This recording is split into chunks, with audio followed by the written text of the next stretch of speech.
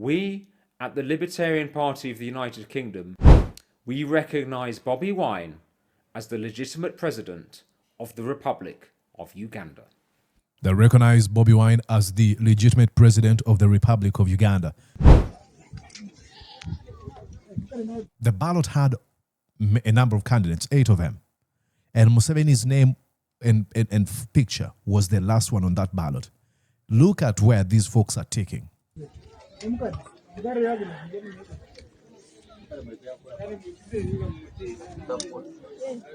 See where the name of Museveni is?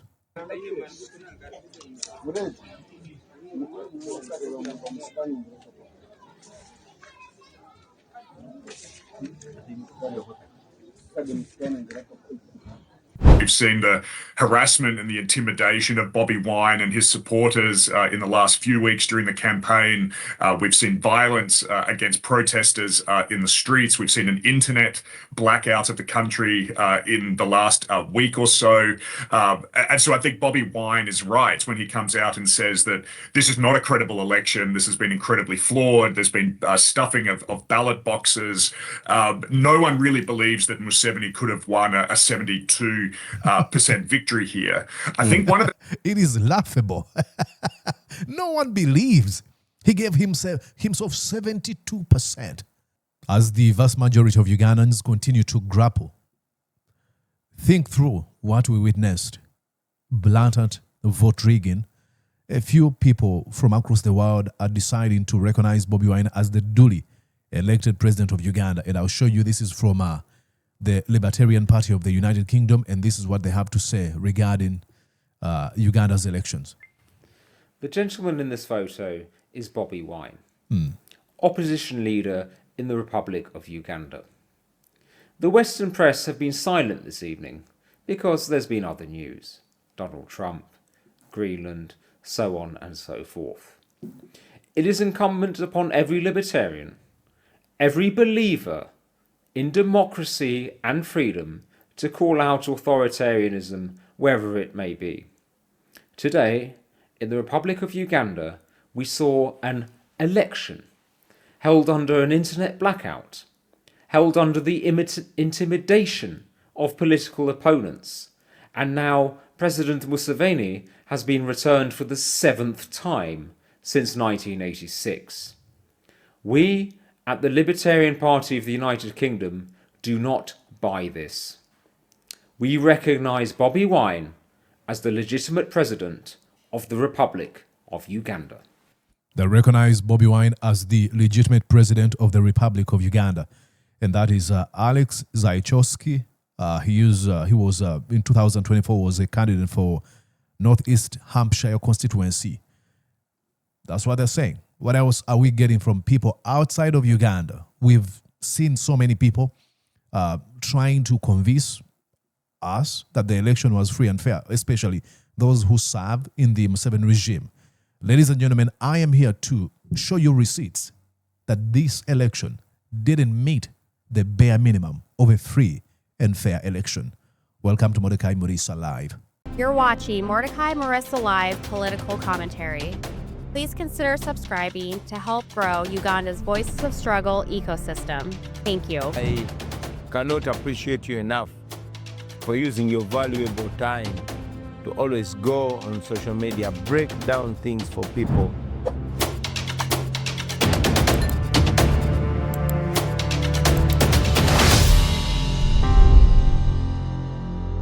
Ladies and gentlemen, what we witnessed in Uganda was not an election. It was rigging. And the president of the Republic of Uganda has now launched a massive gaslighting movement, if you may, gaslighting his own people.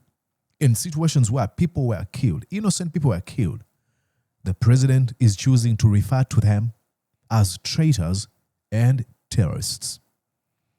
In this commentary, I'll go on and show you how this election was cheated.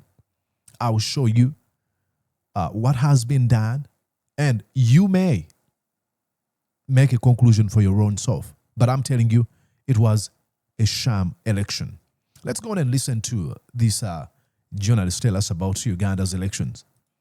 I'm sure you well are aware of the fact that the United Nations released a report ahead of the vote warning that the electoral process has been marked by repression and impunity. Given these concerns, how credible would you say this election was? This has been a heavily flawed election, Michael, just as the last 5 or 6 elections in Uganda have been heavily flawed. Exactly. I like this gentleman. I don't know his name, but just like the 4 elections in Uganda have been heavily flawed. Now, many people know Bobi Wine, many people across the world. But before Bobi Wine, there was Dr. Kizza Besigye, who ran against Museveni 4 times. Under what situations was this man running against Museveni? Brutality of all nature, trumped up charges, being forced into exile. As we speak right now, the same man, Dr. Kizza Besigye, was abducted from Kenya, taken to Uganda, and is being kept in a prison for more than 1 year.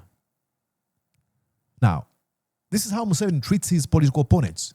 Bobi Wine was kept under house arrest, and you call that an election?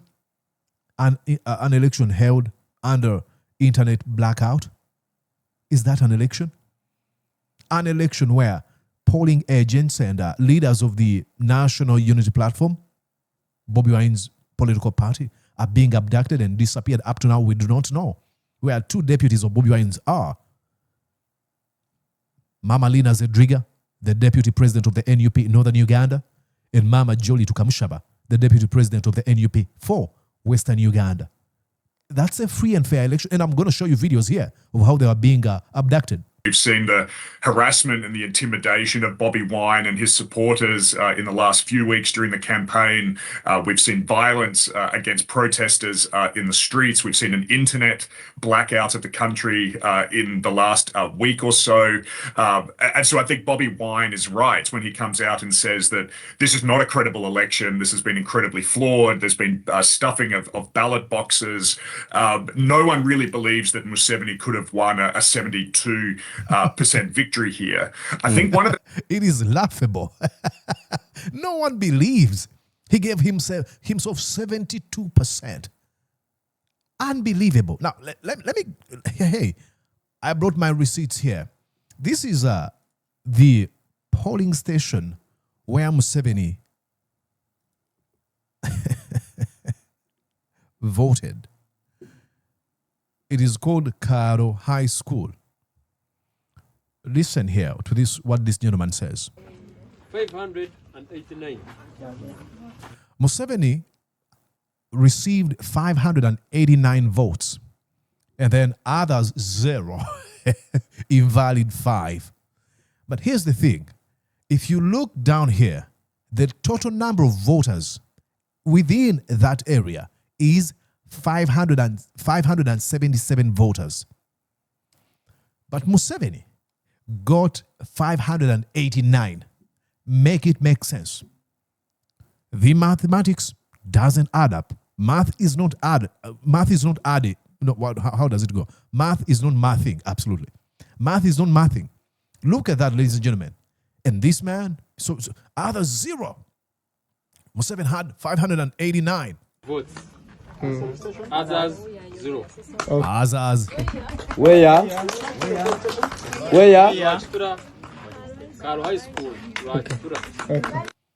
A complete lie. A complete lie. I'll go on and show you a few more other videos here. Let me show you again. This was posted earlier by Bobi Wine. This is how I'll read you what he says here. Watch. He says, this video recorded stealthily shows how our party deputy president for Western Uganda or Western region, Mama Jolly Jacqueline Tukamushaba, was abducted and taken away by the military. They confiscated all materials she had on the eve of the election, including appointment letters for our polling agents and the funds she had to facilitate them. To date, her whereabouts remain unknown. Deputy President for Northern Uganda, Dr. Lina Zedriga, was also abducted by the military, and her whereabouts remain unknown. Ladies and gentlemen, now I've had an opportunity to talk several times to Mama Jolly Jacqueline Tukamushaba, the Deputy President of the NUP Western Uganda, and I contributed some of my money went to her to help folks who are going to be watching. And all this money has been taken. Look, this is a video recorded stealthily. They deploy this. See? She's being ordered to enter this van, famously known as a drone in Ugandan political context.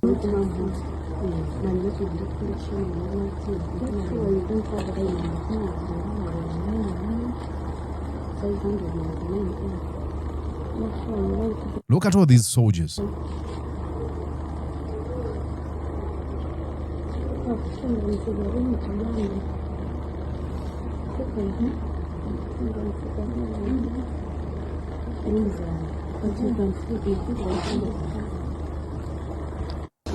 Oh my God. And here's the deal. Here's the thing. The police spokesperson, do not be surprised if he comes out and says, we were not trying to arrest her or abduct her. We were providing her with security. Even when it shows that she was being abducted in the night. Unbelievable. I'll continue and show you more of what I'm talking about, ballot staffing. This is, again, this happened in Western Uganda. Watch what they did. I'll show you here.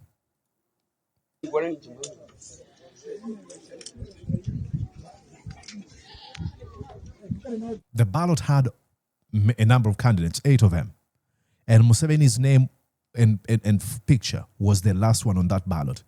Look at where these folks are taking.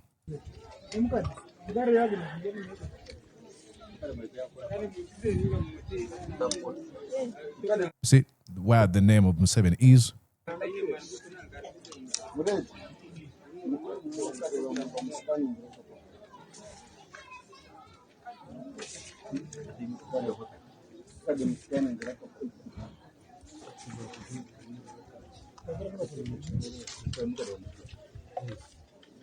They're taking ballots. Where President Museveni is, they're taking ballots. The government hasn't come out to deny that, these are fake videos that have been created or generated by artificial intelligence. Absolutely not. Because they know we can hear the language that's being spoken. Some of these people can be identified by their own family members and friends. So they can't deny. Now, she's done with the booklet. She's going to grab another booklet.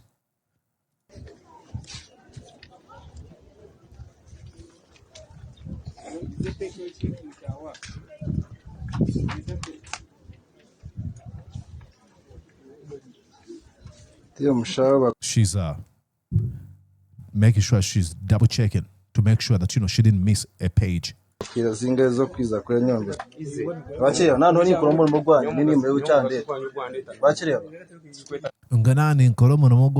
I'm doing my job. She's done. She's waiting for another booklet. I'll show you another video here. We got many of them. Maybe I have one. Let's see.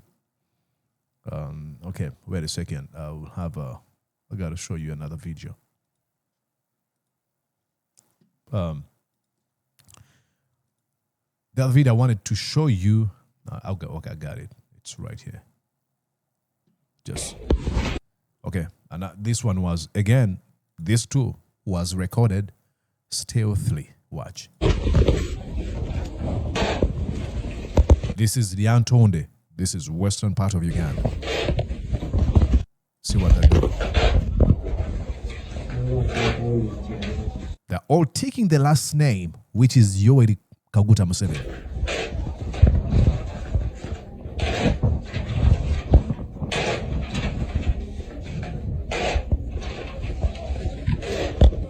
Oh my God. They're being handed.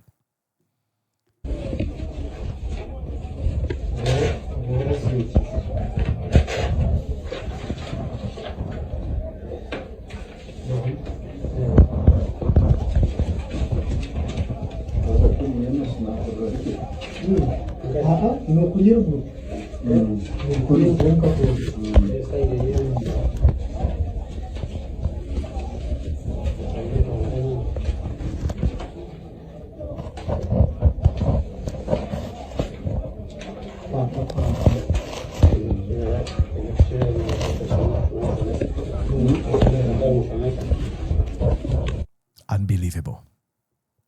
Now, all these videos have been released by patriots. They want you to see them and act. They want you to peacefully protest against this blatant election rigging. They're not releasing these videos so that they could trend. After all, they captured them at a time when the internet was shut down. So they're releasing these videos for you and I. How do we respond? Are we going to fold our hands and cry? I don't think it's time for us to cry. And then a few people were killed. Not a few, but 10 people were killed. And Museveni comes out to say, those are terrorists. I'll show you here. Some of the areas, Okay, let's go here, around here. it has given people hope that we can get rid of poverty. Those have given people hope also. Let's jump Let's right here. analyze, find out. Million people turned up. Many of the spirit votes are ours. So, but it's a good test of the strength of the NRM, but it's not all the strength. If all the strength, but some of the opposition are wrong and also terrorists. Some of the opposition are wrong and also terrorists. So I will discuss with the interreligious. The other time when we had a meeting with the Interreligious Council, I told them if we can find a way of advising these misled people so that we don't have to use a strong arm on them, it will be better. Of course, we have the capacity to, because they were planning. There's something happened in Butambala. How is he this creative? How is he this creative? Not that I admire this perversion, his perverted in creativity. How is he able to come up with lies? Now you see, how is he confident? How is he not even able to laugh? I would laugh if you gave me time to lie for 20 minutes, I would end up laughing. Or even getting shy and running away, I would feel guilt. How is he able to do it? To tell lies without remorse? Butambala, a character called Chivumbi, He's referring to a member of parliament as a character. was defeated.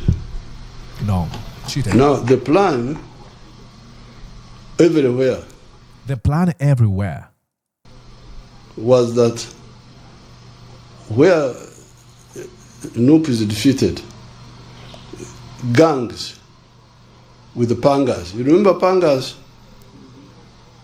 With the pangas should attack the polling station. Look at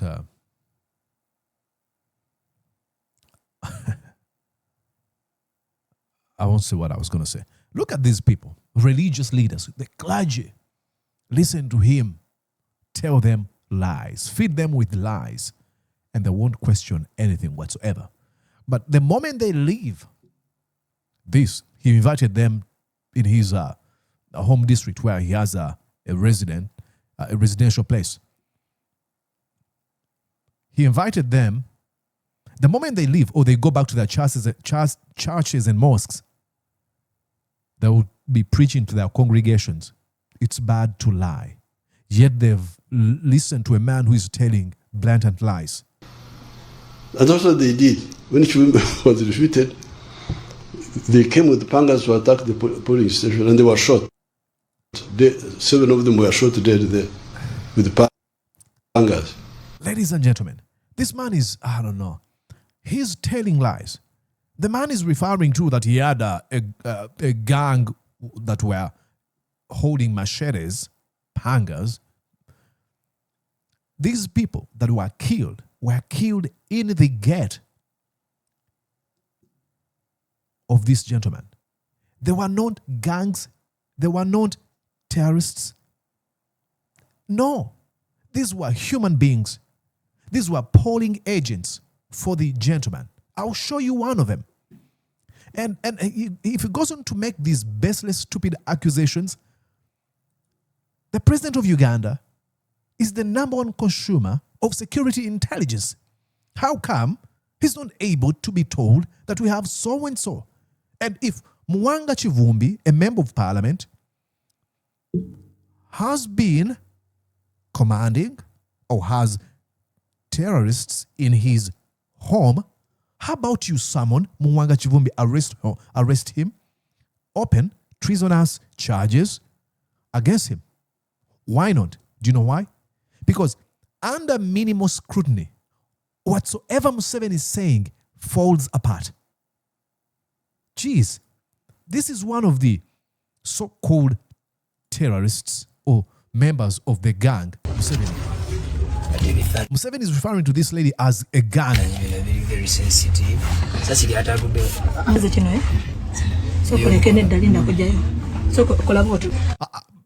With going with, by Museveni standards, I'm sure this lady is being monitored by security experts or probably intelligence in Uganda to know, a terrorist was shot at.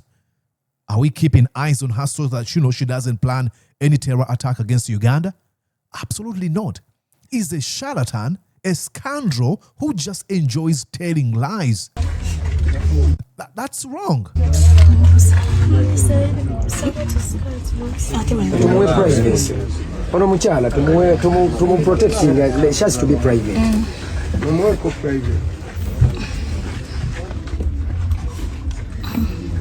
Tagala kukosa ekibundo kiri wano lyafulumidde eno lyayise wano ne lifulumira eno wano naye saa tetusasumululawo lwakubanga kati ali mu mbeera akyaganika alumizibwa nnyo obulumi bumuli bubi baali mukubye wano mu kisambi wano ne lifulumira eno kabina wano byobu yavudde tetumanyi bamwe eriri oba lyavuddemu. She was shot at twice. And the president of Uganda offers no sympathy at all. All he says, they were shot at. When Chivumbi was defeated, they came with pangas to attack the polling station and they were shot. 7 of them were shot dead there. 10, not 7. That is reducing the lives of mothers and fathers, of children, of good serving members of their communities, of patriots, to they were just gangs. We just shot at them. They were panga-wielding, evil intended men and women. Absolutely not. If you listen to Mwanga Chivumbi, he was going to tell you what happened. Let's go and listen here.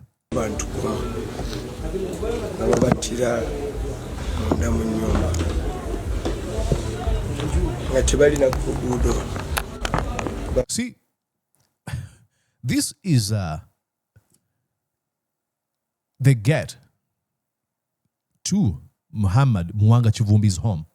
Museveni claims these folks that were killed were at the polling station. This is the home. And you can clearly see that they shot at this gate from outside. That's why I said he cannot even have this man arrested because under minimal kindergarten scrutiny, his claims are proven to be utter nonsense. He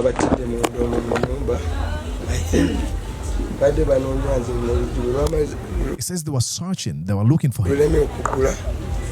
Ne bajja bagezeeko bagulewo ne balukuba amasasi nedooza bwerwe gudde ate ne bakitegeera nti bamaze okutta abantu waawona bwabadde emirambo abantu 10 nga bamaze obbatta asaso yayise. Ladies and gentlemen, it's I don't know what to think. It's it's a sick country. Let's go back and listen to what this gentleman says, and then we can call it a video. The telltales as well is that this is the lowest turnout we've ever seen in a Ugandan election. Only 52% of the population turned out. I think that also shows that many people have simply lost faith in the electoral process. And so there's an enormous amount of trust that is going to be needed to be built in Ugandan politics in the next 5 to 10 years. Phil, a bird's eye view for a moment. Uganda is just one of several countries in East or Central Africa that have held what international observers and rights groups would call flawed elections, including but not limited to Tanzania, Rwanda, the Central African Republic. What's the most conclusive thing you can say about the state of democracy in the region? Yeah, before he says that, I want to say we are very stupid. And this has nothing to do with our DNA. We are currently stupid. That's what I can say. And why am I saying this? There's always so many people who are quick to blame the influence of the West, America, and the UK. You know, Africa should be ahead, but you know, we are being hunted. We are hated by the West. That's nonsense. There's no American that told Museveni, go shoot, kill those people. No. We have to wake up. We have to realize that if we can do what Americans have done, if we can do what the Europeans have done and other people, we are currently stupid. That doesn't mean that we are permanently stupid. Absolutely not. But we are currently stupid and we need a reboot. What do we need to do? I mean, look at how enormous the African continent is. Go read, enjoy. Pay attention to the statistics, the wealth we have, the manpower, the education, and tell us why we still look the way we look. Don't use any excuse of, oh, the West is the one. Oh, the Americans and the blah, blah, blah, the French are the ones influencing this war in blah, blah, these countries. Are we stupid that we're just being led? Oh, Kagame and Tshisekedi and Museveni cannot sit in one room as adults and be like, hey, I think it is just stupid to allow so-and-so to influence us. Our people are dying. We have to end the Democratic Congo crisis. If we cannot sit on a table, then we are stupid. If we cannot sit on a table to fix this, we do not have to blame the West for the mess we see in Africa. Then what are the Americans going to blame if they end up, in issues the way we see in Africa? In a complete and utter mess like we see. Are they going to blame, oh, those Africans are the ones who are failing us? I think the story of democracy in East and Central Africa is that we have these long-standing presidents who are using all of the means at their disposal to cling to power. And we can see it in Rwanda, we can see it in Kenya, we can see it in Tanzania, now we see it in Uganda. Real frustration amongst these very young countries. This is a region where the vast majority of the population is aged under 30. Young people with different aspirations, many of whom were born after these presidents came to power. They've only known these particular presidents, and there is a large-scale desire for change across this region. But the problem at the moment is these younger generations can't achieve that change through conventional political means. Thank you. Through conventional political means, an election. And when you demonstrate, oh, that's bad. I want to ask a question here to someone who is watching me. Please, I want you to write in the comment section. If you're this deeply against violence, like I am, what do you do when all channels through which you would use to influence leadership and politics in your country are cut off? What do you do? What do you do? They can't achieve it through electoral politics. The big question for young people in East Africa and for opposition political movements is how else can they effect change? What other mechanisms are possible? Because at the moment, the ballot box is simply not working for them. Wow. Brilliant. It's not going to... I mean, you have a president in Rwanda, Kagame, who organizes his own elections, and he usually wins by 99%, 98%, 95% all the time. He believes that he's this brilliant man, the only visionary man who can read Rwanda. And then you have Museveni, who is influencing politics, messy, wrong way of leadership across the region. It is sad. You have seen the receipts. It is up to us, it is up to you and I to devise means to get rid of the Museveni regime. They do not believe in any tenets of democracy or human rights respect or constitutionalism or the rule of law. Now, we have to come out. So far, what I'm thinking is nonviolent struggle, defiance, to defy nonviolently.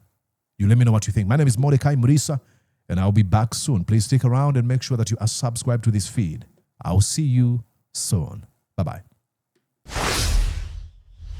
Did you enjoy what you just watched? I'm sure they did.